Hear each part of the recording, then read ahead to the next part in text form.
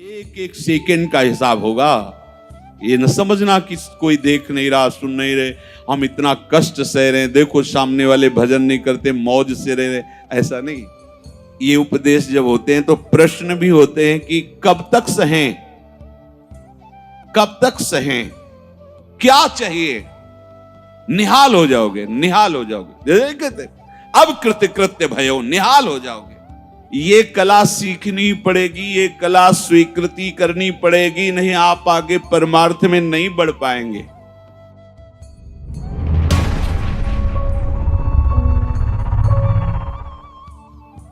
अब हमको जो भगवान उपदेश कर रहे हैं कि इस कर्म जाल से कैसे मुक्त होना है, क्योंकि अवश्य में भोक्तव्यम कृतम कर्म शुभाशुभम, भगवत वाणी, भोगना पड़ेगा निश्चित।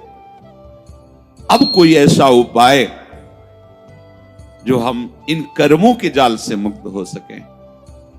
भगवान कह रहे हैं कि जो भी आपके द्वारा हो रहा है, पहली बात तो जो कर्म हो रहा है वो प्रमाणित होना चाहिए, गुरुजनों के द्वारा शास्त्र सम्मत। मनमानी आचरणों की यहां चर्चा नहीं, यहां जो है तस्मात् शास्त्रम प्रमाणम ते, आपका कोई भी कार्य बिना प्रमाण वाला नहीं होना चाहिए, मनमानी नहीं होना चाहिए। उसका प्रमाण किसी संत ने कहा है, आचार्य ने कहा है, गुरुदेव ने कहा है, भक्तों ने ऐसा कहा है, ऐसा हमारे बुजुर्गों ने कहा है, यह प्रमाणित होना चाहिए।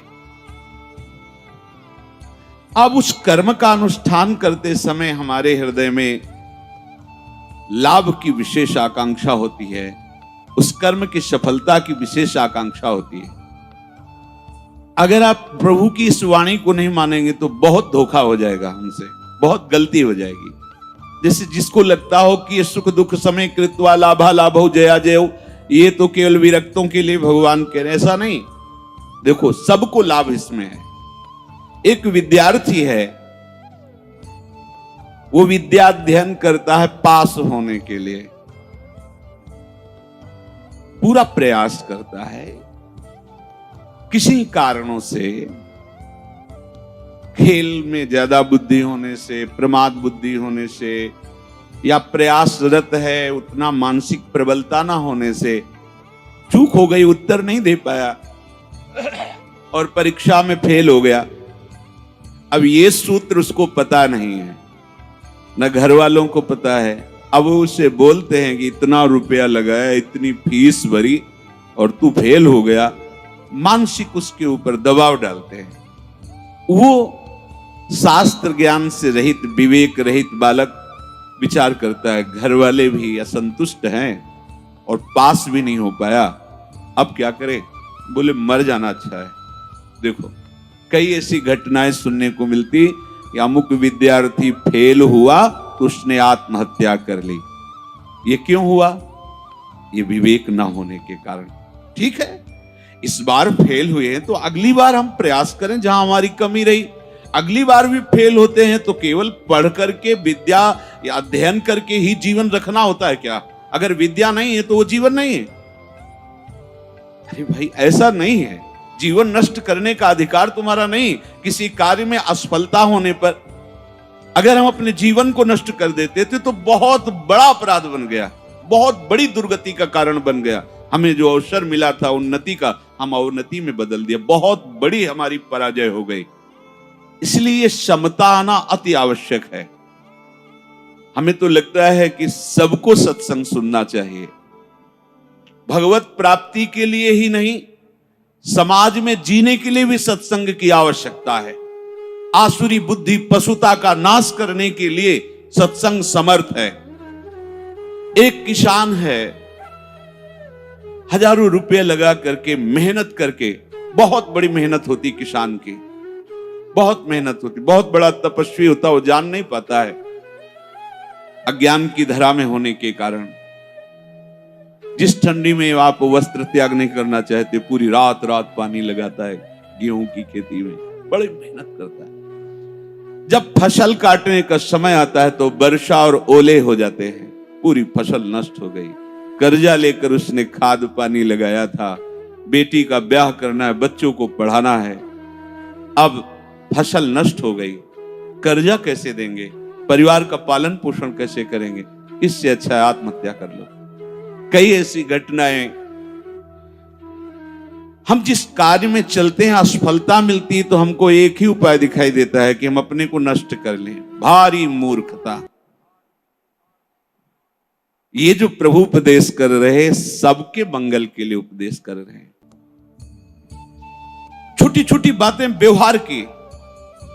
हमारा ब्याह हुआ, हमारी भावना में जो पत्नी थी वैसी नहीं मिली। अब हम जो सफलता चाहते थे इस क्रिया में, उस सफलता, अब द्वेष शुरू, विषमता आ गई। कैसे कैसे पापाचरण होने लगते हैं, कैसे कैसे पीछे कितनी ऐसी घटनाएं सुनने को मिल। राक्षसी बुद्धि।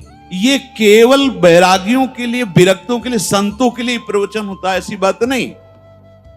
ये सत्संग ऐसी मति बना देगा कि आप समाज में रहते हुए भी बड़े आनंद पूर्वक सबको आनंद प्रदान करने वाले बन जाएंगे।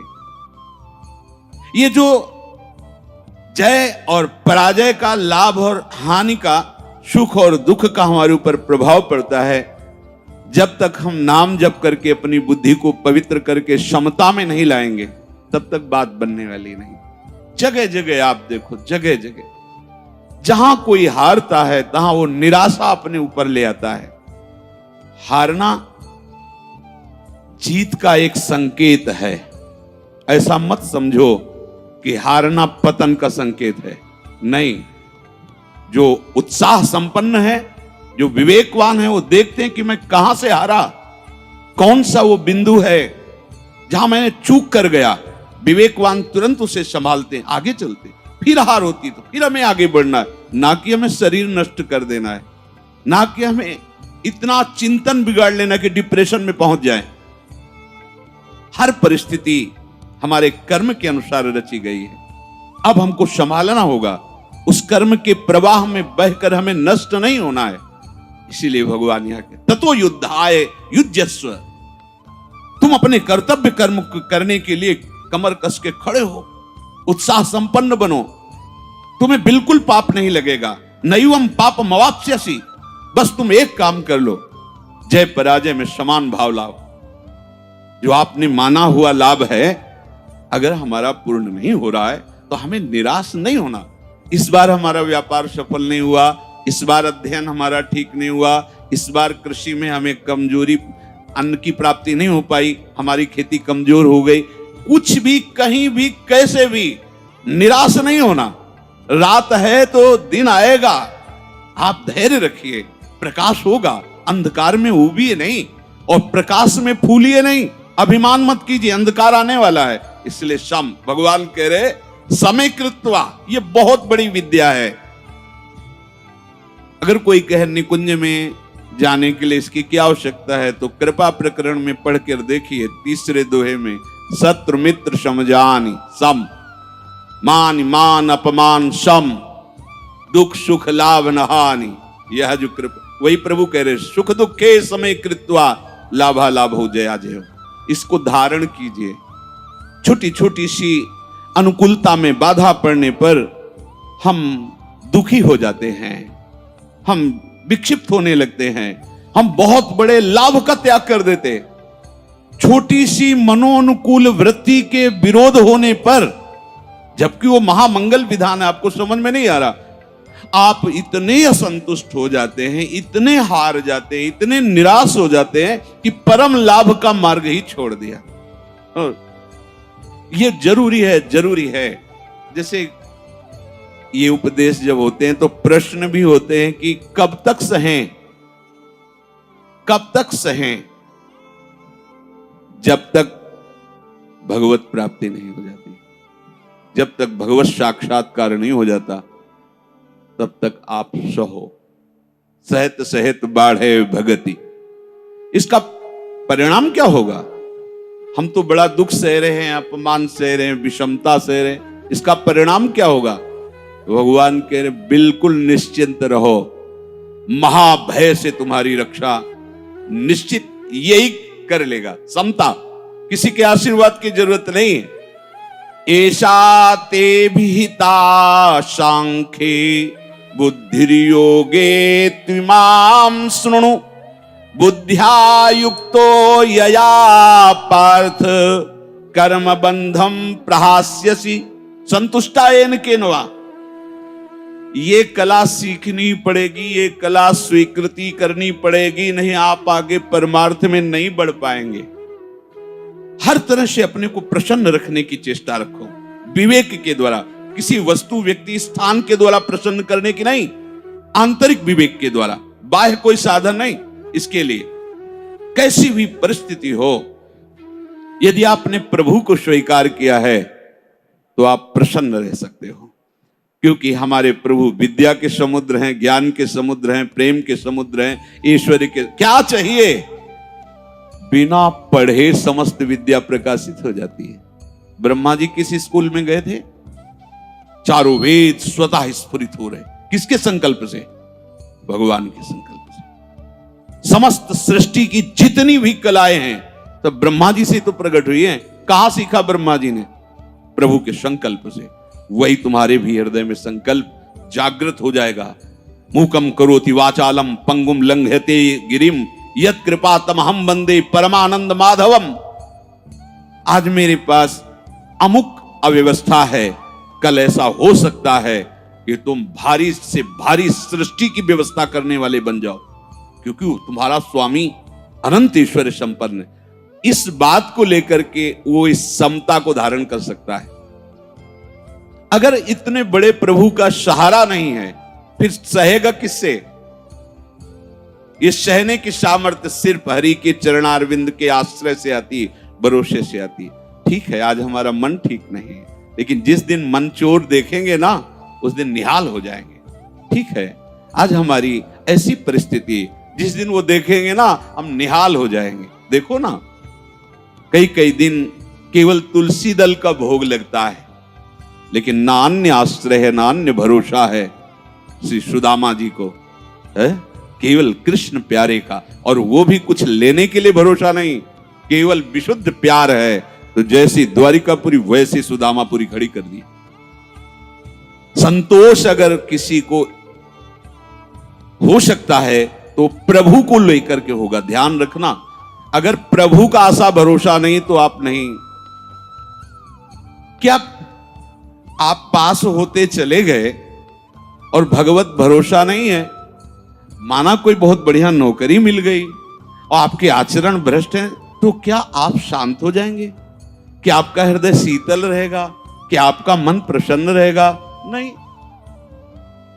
नाना प्रकार की भोग सामग्रियां और सम्राट पद, दुनिया का ऐश्वर्य मिल जाए, पर हरि चरणों से संबंध नहीं है तो विश्राम नहीं मिल सकता। तब लगी कुशल न जीव कहूं, सपने हूं मन विश्राम, जब लगी भजत न राम को शोक धाम तज काम। इसलिए ये सूत्र हृदय में धारण ही करो कि तुम्हें सहना है। सहनशील ही समता को धारण कर सकता है। कभी अपमान की परिस्थिति हो सकती, कभी मान की परिस्थिति हो, कभी सुख की, कभी दुख की, कभी लाभ की, कभी हानि की। अगर हमारे हृदय में भगवद आश्रय और नाम जब चल रहा है तो बड़ी से बड़ी हानि में भी आपको शोक नहीं होगा, दुख नहीं होगा। बात समझ लीजिए। अपने को पता है कि मेरे प्रभु के चरणों को महालक्ष्मी सहलाती रहती है।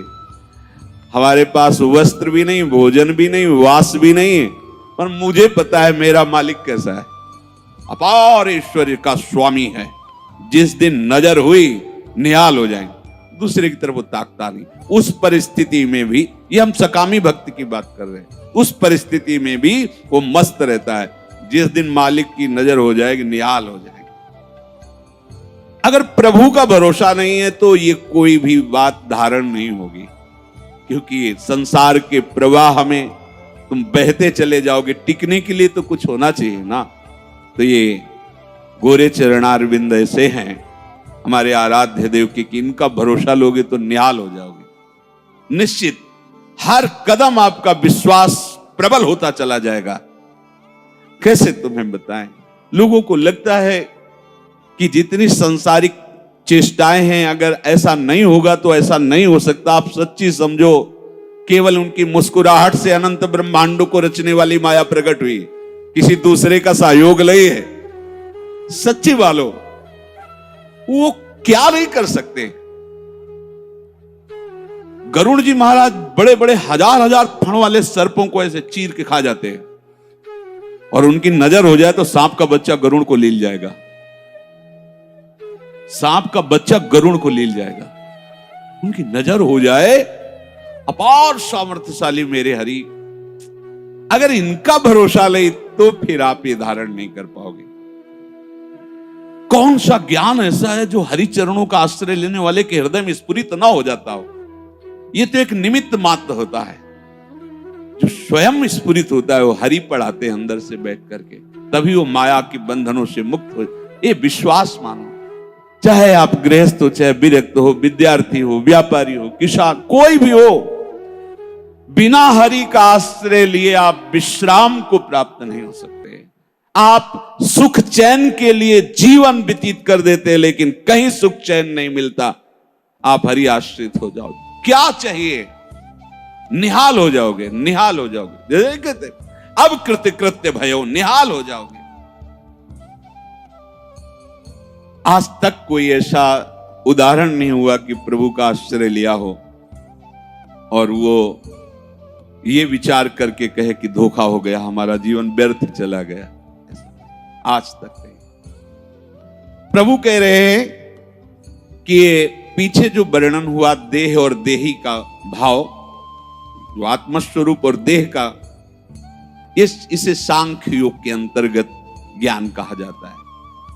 हम तुम्हें इसी को कर्म योग में समता का वर्णन करके बता रहे हैं। अगर कर्म में क्षमता आ गई तो बंधोगे नहीं, नहीं कर्म बांधता है, हर कर्म बांधता है।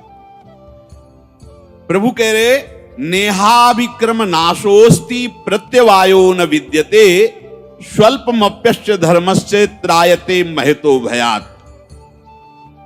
इस समबुद्धि का केवल आरंभ कर दिया जाए तो उस आरंभ का ही नाश नहीं होता।